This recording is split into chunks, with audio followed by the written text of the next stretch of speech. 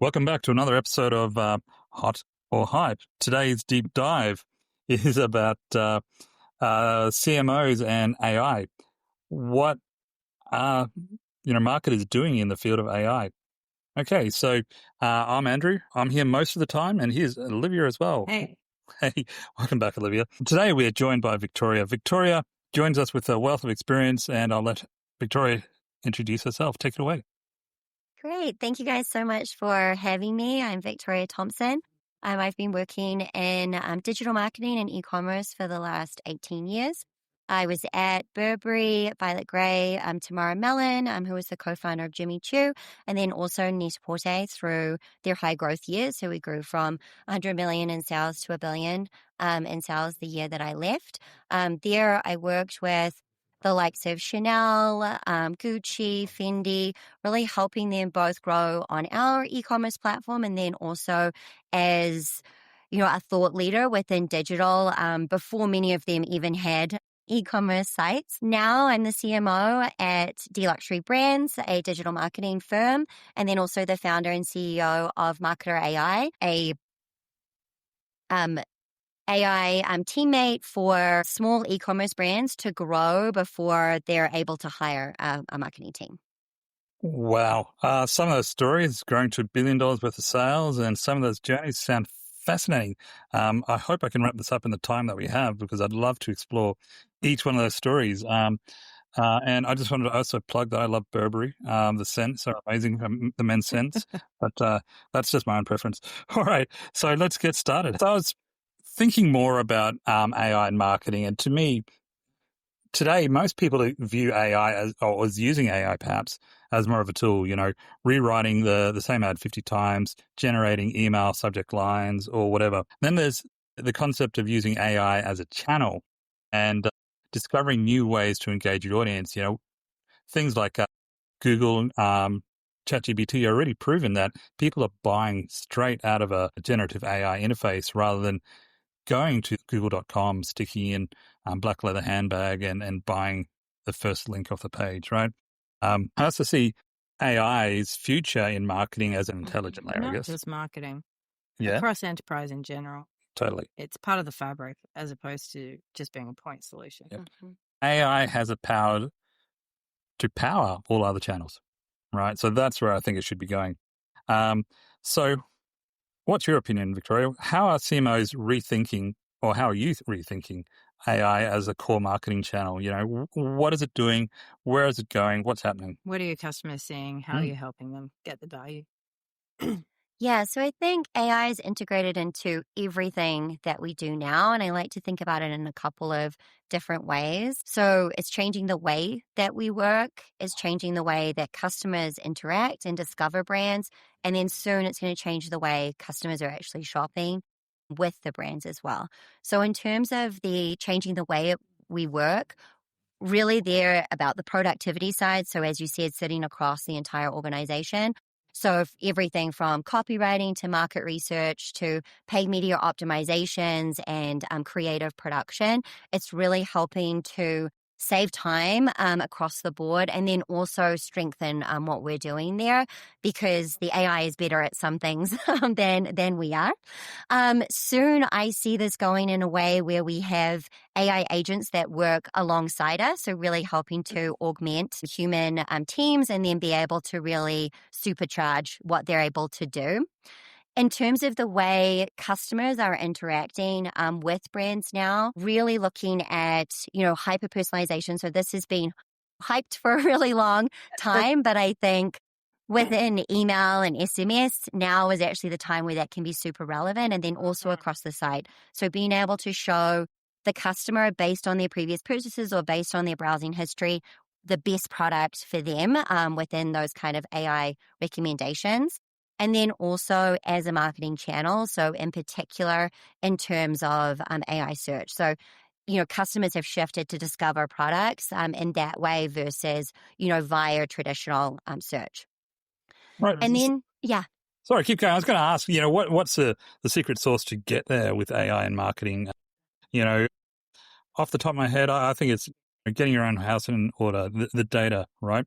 David Ovens, I guess, on our previous episode, he wanted to get to a point using first-party data to create that "we remember you" feeling, or that moment where a customer Without it being creepy. Correct.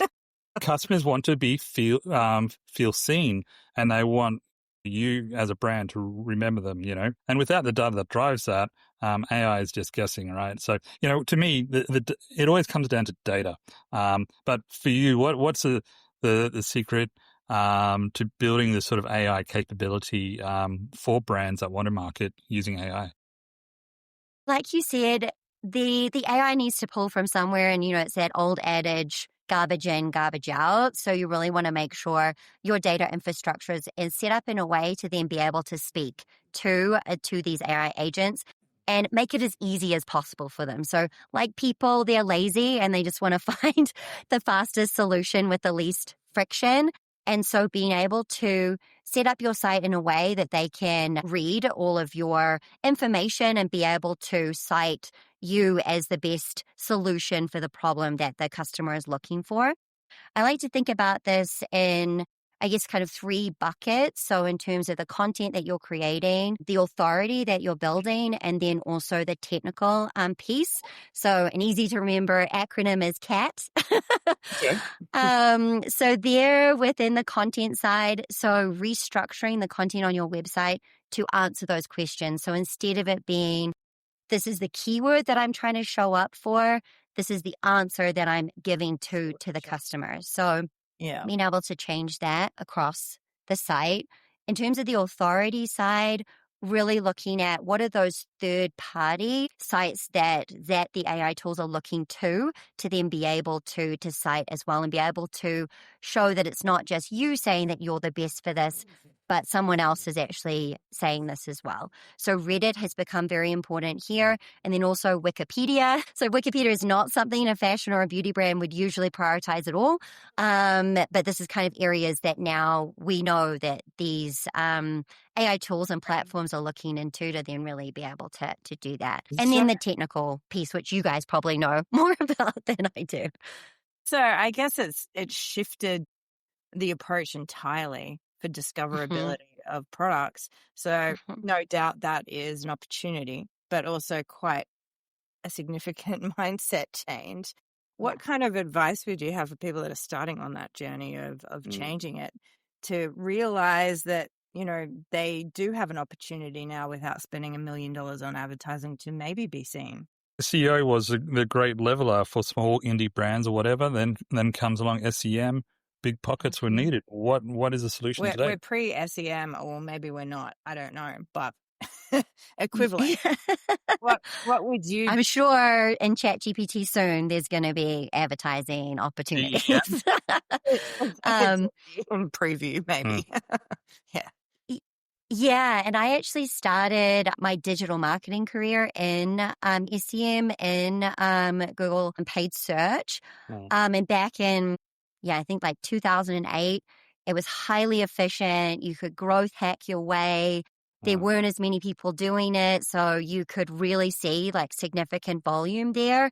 That whole, obviously, landscape has completely changed, and it's like super competitive. But now with the AI search side, this is an opportunity for smaller brands to actually be able to rank. And I like a little bit of a growth hacker mindset. And so I think that that's a fun and exciting, new element within, e-commerce to be able to grow a smaller business. But there's a huge kind of mindset shift changing, coming, because e-commerce has been the same for 20 plus years. You have your homepage, you have your product page, you have your checkout, and you're speaking to a person. Now the mindset shift there is you need to think about how is the AI viewing this and design for that instead. Totally. The homepage is finally dead, huh? It's clicks are falling off a cliff from what I'm seeing. Like my own brands I'm working with, I'm in various e-commerce things, and the clicks are dead, right? People come straight out of Reddit even. Reddit's a great path. But, I love Cat. Cat is a great thing to remember. I don't have such a nice way, but I've always thought about driving this as Q&A content, right? So people are no longer just searching for a black leather handbag. People are asking for, what's the best handbag that can carry a 15-inch laptop, etc. Very specific. It almost mimics word of mouth style of understanding things, right? That's right. You'd be asking your friend, what do you think the best, Yeah. would be for my 15-inch laptop for a handbag, as an example, to keep the theme going. I don't think I'll be searching for that anytime soon, but my wife carries a laptop in her handbag. I know she'd search for it. High quality metadata is another thing that people are absolutely searching for, or not searching for, but will drive the. So I think while GEO and SEO are both old and new, there are some techniques that still remain relevant, right? So high quality metadata still remains. So the content strategy, Q&A content, high quality metadata, and you talk the A, building authority. And for me, the authority is broken down into a few little things as expert signals. So, if you're into watches, you get on Houdinki. If you're into fashion, you want to be on Vogue or something, or whatever the cool kids are reading nowadays, I'm sorry. Customer signals, the Reddit stuff you're talking about, Amazon reviews, Google Maps reviews. That's actually a really good point to just pause on. Just a thought around that, the time frame it takes to change that authority and to be able to seed out that information. How long are you seeing, or do you predict it will take for brands to be able to have their presence seen this way? Yeah, I think like traditional SEO, we're looking at kind of 3 to 6 month timeframes to be able to see significant improvements. The first step is tracking, so understanding where you're at in terms of your share of voice versus your customer set, and then looking at 4 key prompts that you want to be showing up for. How are you ranking there? Are you showing up? Do you have visibility on those key terms? So really looking at where you're at to start off with, and then using that data to then be able to optimize. There are quick wins with fixing some of the technical side to start off with. Your robots TXT file, the new LLM TXT to be able to be crawled. And then like you were mentioning around the metadata. So Shopify earlier this year brought out category level metadata. And this is something that we're recommending that all brands are starting to set up so that the LLM can easily identify what this product is and where it would be most relevant to show up in search. That's awesome. Another great tip, cat llm.txt. If you're not doing it, you should be doing it now. I talked about expert signals, customer signals. You want a high volume of positive reviews and content signals as well, in-depth articles on your site, materials, processes, brand names, designer names, those kind of things. So all that will generate the stuff that people are looking for, right? Not even talking about. You're no longer searching for a black leather handbag. You're searching or you're asking for an opinion, and you need that. I think it's a fundamental shift away from SEO to GEO, and it's again a continuous journey, deep-seated content and data strategy. So I think again, data plays very, very strongly in this sort of space. Did you have any other things to talk about in that space before I change the topic? I think moving into what's underrated in AI, or what's underrated for paid media or creative content. What are people doing? What's cool? And what are you seeing out there that's helping brands, and what's helping the marketers in the trenches? Yeah, I think the biggest shift in paid media over the last few years has really been in terms of letting the AI take the wheel to be able to find the clients. So back in the beginning in Meta, you would be hyper-targeted. You would be looking to find that target market through targeting. Now, the general best practice is to set very broad audiences and let the AI find the customer for you. And then the human part of that, though, is within the creative side. So really creative-led targeting. So you have the AI element, but then from a marketing perspective, it's really taking it back to first principles of knowing your target customer, understanding what their motivations are, what are their barriers to purchase, and then what types of content are they going to react best to. So they're going to react best to more a branded, a beautiful photo shoot, or do they trust other people more? So is more of that user-generated content side going to resonate more? And so then being able to use all of that insight to then really create creative that is going to find the customer and giving that to the AI to then be able to serve it to the right people. Right. So the obvious trend as well in the content space is, using AI to generate 50 versions of an ad for all the different permutations d- of. yeah. I kind of think of it like in traditional ML, you'd have supervised or unsupervised training, right? AI is really at the unsupervised end where it's finding the categories for you, and it's really engaging for you around categories that in an unsupervised supervised learning way you didn't necessarily know existed. So it can help you discover your audience in a different way. So, I'm finding brand new emergent audience segments are being discovered through AI from what I've seen. So, It also reduces toil, right? yeah, It all totally. comes back to anything that's really process driven, that you just want to find the best incremental change without having to manually do these things. It's always got a really good outcome for that.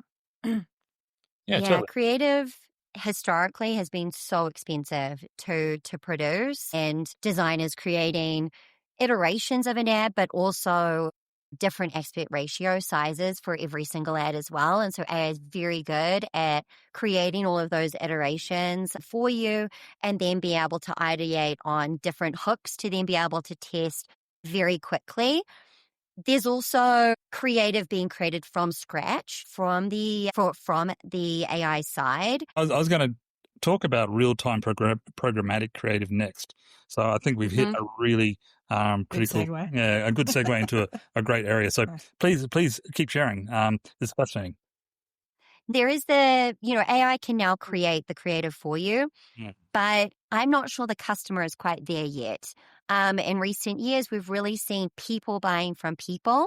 So it's really about that user-generated content, reviews, testimonials has been what has been working recently. And I think yes, there's going to be AI creators, but I don't think people are quite there yet in terms of trusting the AI in a visual format. The difference there, and I guess the nuance, is they are trusting it within, ChatGPT, thinking about that as their personal stylist. They're trusting that element, but I don't think quite from a visual standpoint yet. Yeah, I've seen some great marketing videos coming out of Google Video.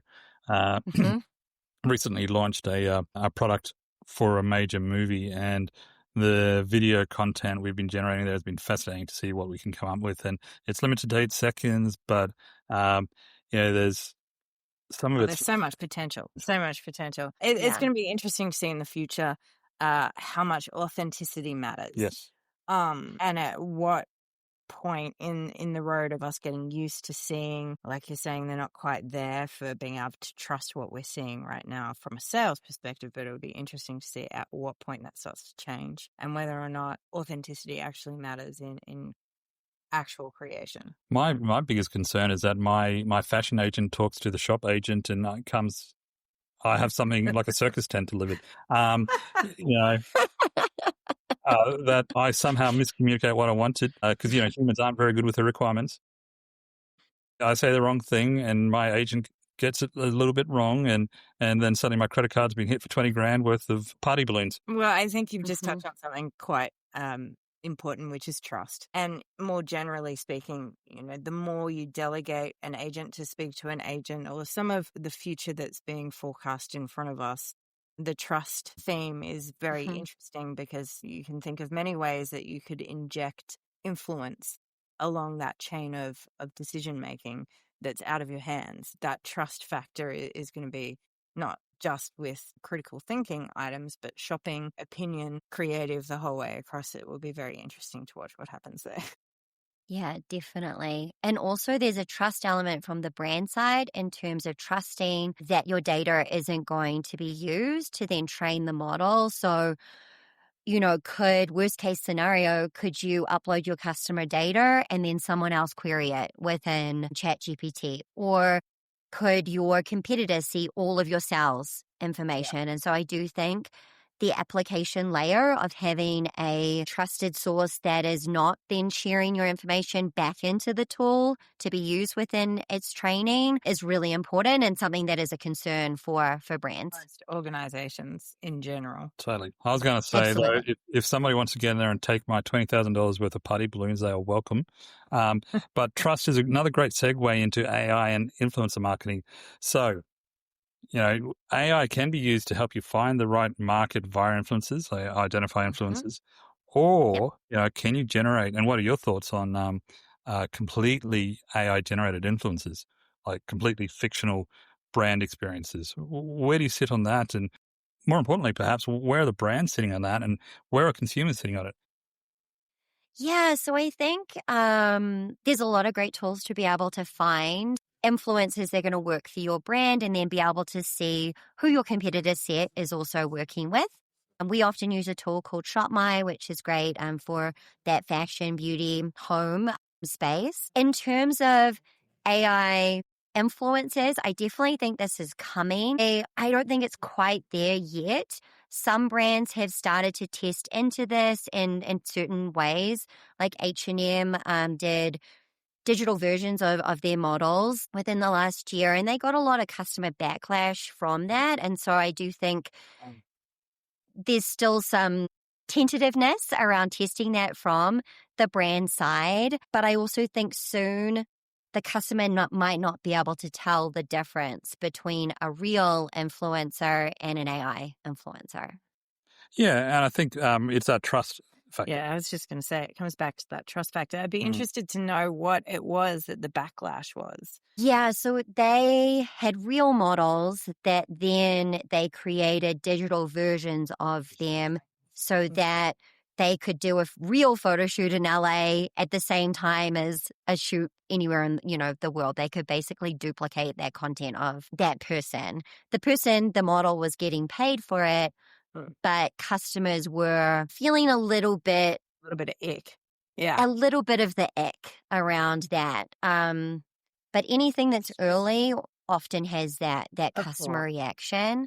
So it's definitely going to be an area that brands will continue to test into.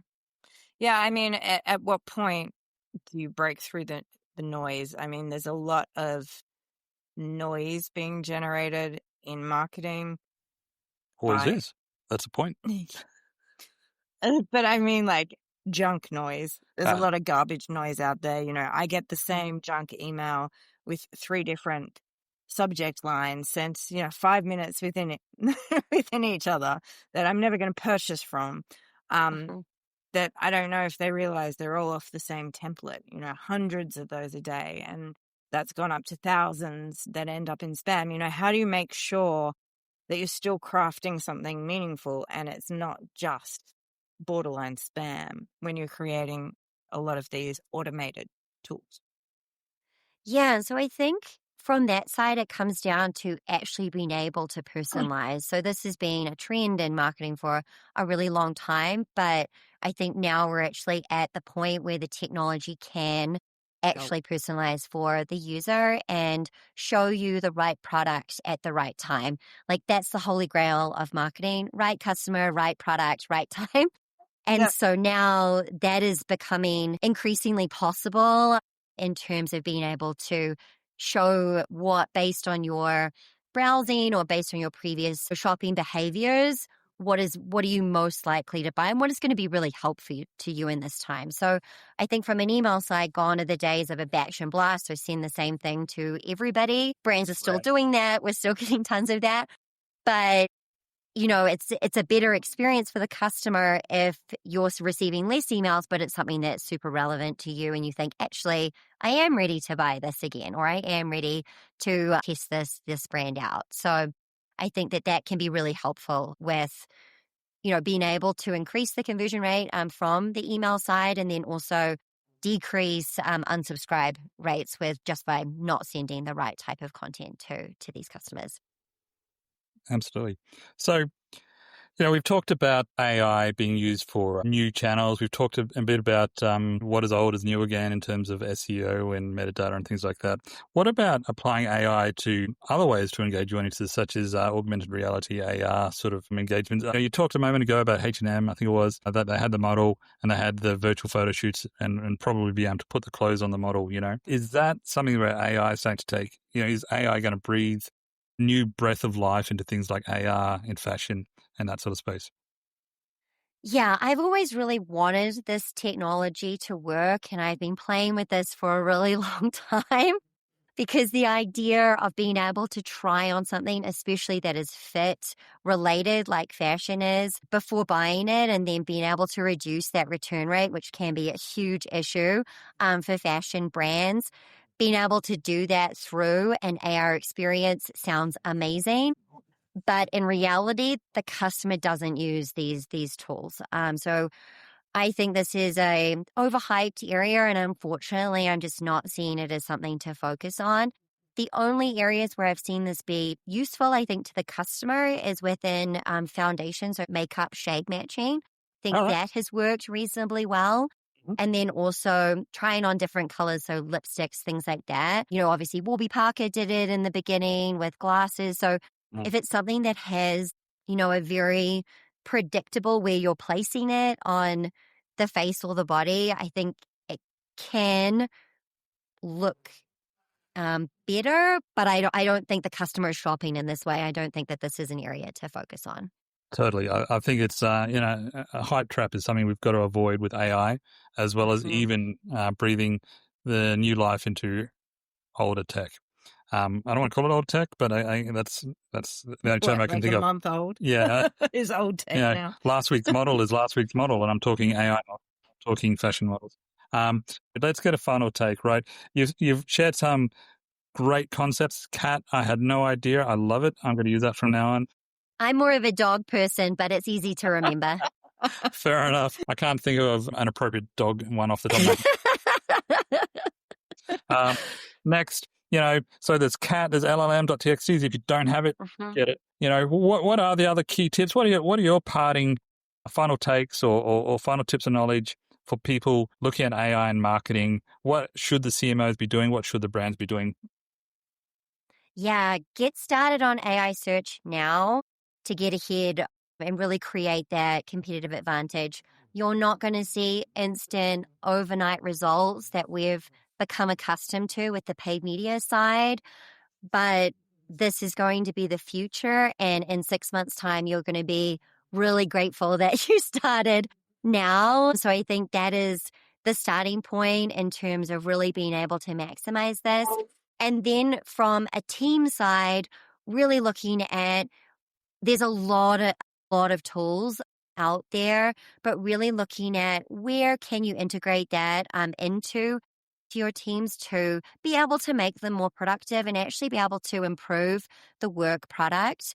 Not every tool is going to be best for every organization. So think there, it's really about testing it out. And whenever you do a manual task for something, think, is there an AI tool that could help me with this? Thank you very much. I think it's been fantastic to hear from you. That's Someone who's great. taken brands, both early brands up to high maturity brands. And everything in between. Yeah. The insights are amazing. Thank you very much for your time, Victoria.